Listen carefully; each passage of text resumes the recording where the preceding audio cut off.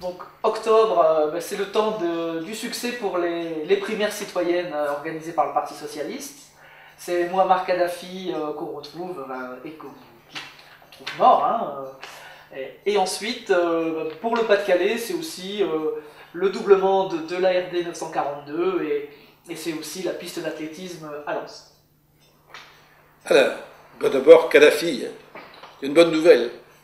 Voilà quelqu'un qui a tellement torturé, qui a tellement fait de mal, qui a tellement voulu dominer le monde arabe, qui a essayé de rassembler tout le monde derrière sa houlette, qui était une houlette de terroriste. Le voilà mort, qui montre que finalement on n'échappe pas à son destin. Que l'on peut regretter, c'est toutes les mascarades qui ont accompagné ses visites en France, où finalement il était reçu comme si c'était un prophète. Et on lui a installé même des tentes sur les pelouses parisiennes pour lui permettre de vivre sa vie comme il le souhaitait. C'est un peu fort. Et aujourd'hui, il est mort. C'est une bonne nouvelle pour les démocrates. Les primaires citoyennes, une grande surprise. Les gens ont décidé de donner corps à une idée qui, au départ, semblait avoir peu de prise sur eux. C'est là qu'on s'est aperçu que finalement, il y a encore des réflexes citoyens. Parce que ce ne sont pas les adhérents du Parti Socialiste qui sont allés spécialement voter. C'est des gens qui ne s'étaient jamais manifestés et qui ont dit « j'ai ma part de responsabilité ». La prise de responsabilité de la part de celles et ceux qui ont voté aux primaires citoyennes est un bon signe pour l'avenir de la démocratie, et pas seulement pour la présidentielle. Ça veut dire qu'il y a des gens qui ont commencé à prendre en main leur destin suite au message de Hessel d'indignation, en disant « j'ai quelque chose à faire et j'ai quelque chose à dire », et ils l'ont dit à cette occasion. Et puis le département, il continue son travail. Il continue son travail à la fois sur ses compétences pures, de faire des routes, de doubler les routes. Le doublement de la route 42, cela faisait 30 ans qu'on l'attendait. Et l'État ne l'avait pas fait. Et le jour où la route nationale 42 est devenue la route départementale 942, les travaux se sont mis en route. Et aujourd'hui, on a la liaison entre Saint-Omer, le littoral, et en particulier entre la 26 et Saint-Omer, la 26 et le littoral, qui est faite. Et je trouve que ce travail-là méritait d'être fait, et je pense que par rapport à Saint-Omer, c'est un atout considérable.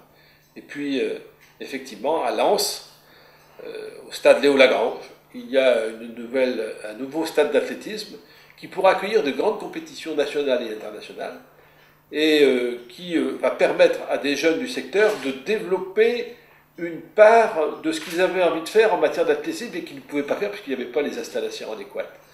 Et je trouve que d'avoir investi à Lens dans l'athlétisme, c'est aussi montrer que même s'il y a du monde au football, il peut y avoir d'autres sports que l'on peut considérer. Alors, mois de novembre, c'est la crise en Grèce, c'est la crise en Italie, c'est la mort de Daniel Mitterrand.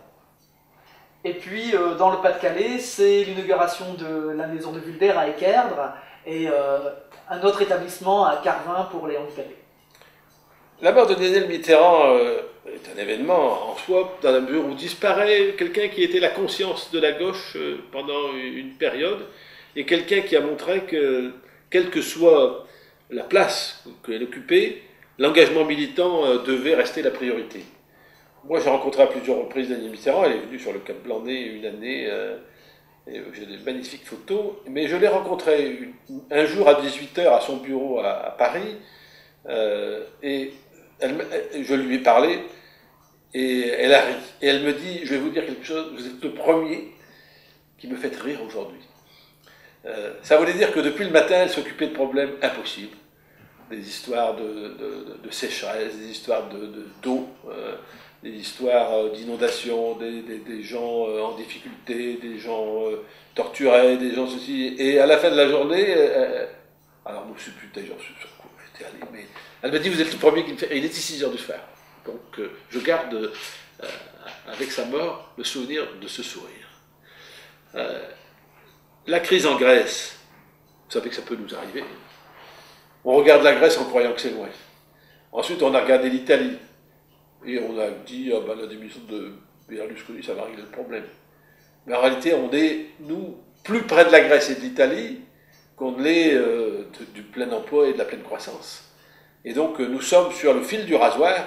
Et si nous n'avions pas l'Allemagne qui veut conserver le couple franco-allemand comme support de l'Europe, ben nous serions en train de tomber, exactement pareil que la Grèce et l'Italie, et peut-être bientôt l'Espagne, parce que finalement, nos gouvernants n'ont pas pris la mesure de la gravité de la crise, qui n'est pas finie. Je pense qu'encore au moins 10 ans avant de commencer à voir le bout du chemin qui nous permettra de sortir de la crise. Et vous verrez que nous irons de difficulté en difficulté, tant que nous ne mettrons pas l'homme au centre du dispositif et tant qu'on mettra le système bancaire au centre du dispositif. Alors il faut bien dire qu'il y a des tentatives françaises pour essayer de réglementer ce système bancaire, mais il y a aussi un conservatisme qui est ambiant en Europe et qui est aujourd'hui largement majoritaire.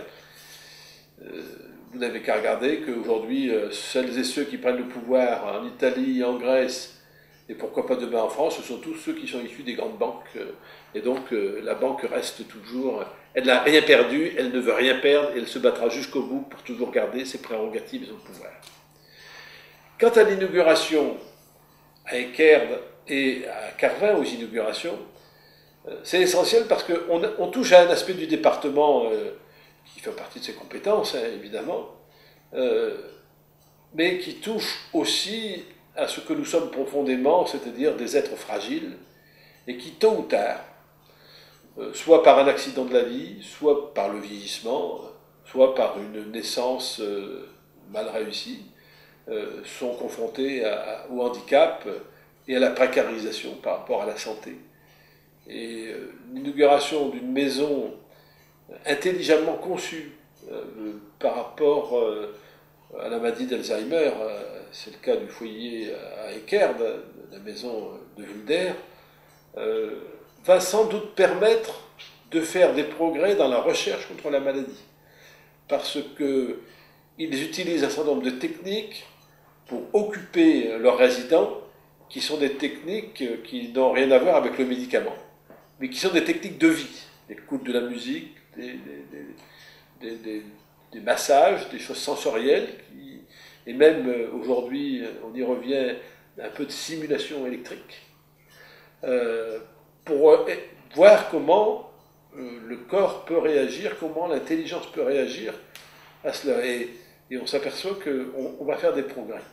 Et pour les personnes handicapées du foyer de vie de Carvin, il s'agissait de les mettre dans des conditions dignes d'aujourd'hui. Et c'est assez extraordinaire parce que nous avons rencontré des personnes handicapées, mais à la différence de ceux qui ne sont pas handicapés, les handicapés manifestent leur reconnaissance, sont encore capables de manifester leur joie là où ils se trouvent, et sont encore capables de communiquer, de vous communiquer un sentiment de bonheur. Et franchement, dans ce foyer de vie, on a rencontré des gens heureux. Alors que quand vous vous promenez dans les rues, vous voyez que des gens qui font la tête parce qu'il y a toujours un problème qui ne va pas. Décembre, dernier mois de l'année, donc les agences de notation menacent l'Europe, on revient à la finance. C'est très récemment le nouveau schéma de l'intercommunalité qui est arrêté par le préfet du Pas-de-Calais, et le département qui est désigné comme le leader dans le cadre de l'association des Détroits d'Europe. Alors vous voyez, les agences de notation menacent l'Europe. Les agences de notation sont des gens qui sont au service des banques et qui disent par rapport à ce que les banques souhaitent que vous fassiez comme politique, vous avez le droit à une bonne note ou à une mauvaise note. Et évidemment, tout le monde s'y soumet parce que tout le monde a tellement peur de perdre la notation qui finalement ne veut rien dire. Ça veut dire qu'on se conduit bien par rapport aux banques, ça veut dire aussi que les politiques qu'on mène sont des politiques de rigueur, et que le reste n'a aucune importance. Les agences de notation ne mesurent jamais le bonheur des habitants de ceux qui sont dans les pays notés. Et donc, par conséquent, d'ailleurs, souvent, le bonheur est inversement proportionnel au résultat des agences de notation. Moi, je n'ai que mépris pour ces agences de notation qui n'existaient pas auparavant et qui, en réalité, précarisent tout. Parce que, comme tout le monde a peur d'être mal noté, tout le monde fait tout et n'importe quoi. Le nouveau schéma des intercommunalités, je l'ai voté. Je l'ai voté malgré que j'étais contre la méthode, malgré que j'étais contre le temps imparti pour régler ce problème. Finalement, on a eu peu de temps pour régler l'intercommunalité. Ça aurait probablement eu un autre résultat si on avait eu un an de plus. Parce que ça n'est pas les schémas arrêtés par le préfet qui permettent de faire avancer les intercommunalités, c'est la persuasion, la discussion, la conviction, l'explication, la pédagogie. Or là, ça n'était pas ni l'un ni l'autre, c'était un schéma qui avait été arrêté par le préfet, et si vous n'êtes pas content du schéma, proposez autre chose. Il a bien fallu proposer autre chose. Et je pense que nous sommes arrivés à un résultat équilibré, même si on peut considérer que dans l'ensemble, 3 secteurs se sont trouvés un peu frustrés. C'est le secteur de Nœux-les-Mines, qui ne veut pas être attaché à Artwacom, c'est le secteur de l'ouest du Calaisis, qui ne veut pas être attaché à Calais, et c'est le secteur du sud d'Arras, qui ne voulait pas être démantelé. Mais à part ces 3-là, les autres y ont trouvé leur compte, et c'est la raison pour laquelle moi je l'ai voté, et je l'ai voté avec d'autant plus de conviction que s'il n'avait pas été voté, c'était le premier schéma du préfet qui serait appliqué, et par conséquent qui n'était pas la bonne mesure. Puis j'ai tendance à dire, ce qui est fait est fait et n'est plus à faire. Mais il faudra sans doute y revenir. Enfin, eh bien, vous voyez que finalement, sans agence de notation, sans banque, le département du Pas-de-Calais est devenu le leader, le moteur d'une association qui n'est pas petite, puisque ce sont tous les grands détroits d'Europe qui se trouvent réunis, depuis la Finlande jusque le détroit italien ou les détroits espagnols, et qui va permettre d'élaborer une politique commune par l'Europe à l'intention de tous les détroits, puisque nous avons les mêmes problèmes, nous sommes des points de rencontre de la navigation intense, nous sommes aussi des points de passage, puisque un détroit c'est souvent étroit, et par conséquent, les gens ont envie de passer d'un côté à l'autre, les Albanais passent en Italie, les Marocains passent en Espagne par Gibraltar, les migrants à Calais passent par le détroit du Pas-de-Calais pour aller en Angleterre. Nous avons ce type de problèmes qui sont à la fois des problèmes humains, des problèmes de risque de pollution et des problèmes de droit maritime. Et je pense que sur l'ensemble de ces sujets, nous allons faire avancer la législation européenne. C'est nous qui avons lancé cette idée, c'est nous qui avons lancé les premières rencontres, et c'est nous qui aujourd'hui sommes considérés au niveau international comme le leader. C'est important, je vais vous dire pourquoi, parce que l'Europe a accepté désormais de financer l'association. Elle finance des permanents. Ça veut dire qu'elle accepte cette idée que désormais les problèmes des détroits ne doivent plus être réglés seulement par les États riverains, on l'a vu à propos du remorqueur, ne doivent être réglés dans une vision globale de l'Europe, de l'échange international. Et donc je pense que pour le département du Pas-de-Calais, c'est un grand motif de fierté. Pour terminer, Président, si vous aviez quelques vœux à formuler pour 2012 ? D'abord, je crois qu'il faut qu'on change de président de la République. Ensuite, je crois qu'il faut changer de majorité à l'Assemblée nationale, parce qu'il y a des avancées à faire, et en particulier, on ne peut pas laisser les plus pauvres devenir plus pauvres et les plus riches continuer à devenir plus riches. Il y a un moment où il faut dire stop. Et donc, je souhaite que ce stop-là soit annoncé à la fin du printemps. Je souhaite aussi que le Pas-de-Calais soit regardé avec beaucoup d'attention à l'occasion des Jeux Olympiques.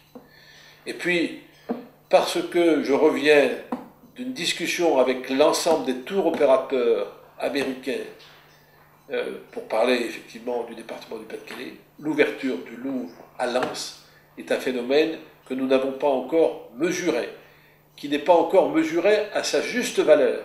Parce que pour les tours opérateurs américains, les plus grands, le fait d'ouvrir le Louvre à Lens a déjà changé les itinéraires de visite des 6 millions d'Américains qui passent en France tous les ans. Et je crois que c'est bien parce que c'est le département du Pas-de-Calais qui allait porter ce travail auprès de la Maison à toute la France, aux États-Unis, à New York. Et c'est bien aussi parce que ça va peut-être aider celles et ceux qui ont la responsabilité de l'ouverture et celles et ceux qui ont la responsabilité d'accompagner l'ouverture, que le phénomène est beaucoup plus important qu'on l'imagine, et qu'il faut, s'il y a 6 millions d'Américains, et que sur ces 6 millions d'Américains, il y en a seulement 1 million qui décident de passer par le Louvre pour regarder cette nouvelle conception muséographique, il faudra bien leur donner à manger, il faudra bien les loger, il faudra bien leur donner à boire, il faudra bien les recevoir, et par conséquent, il est temps de s'y mettre pour pouvoir régler ce problème. Président, merci. Merci.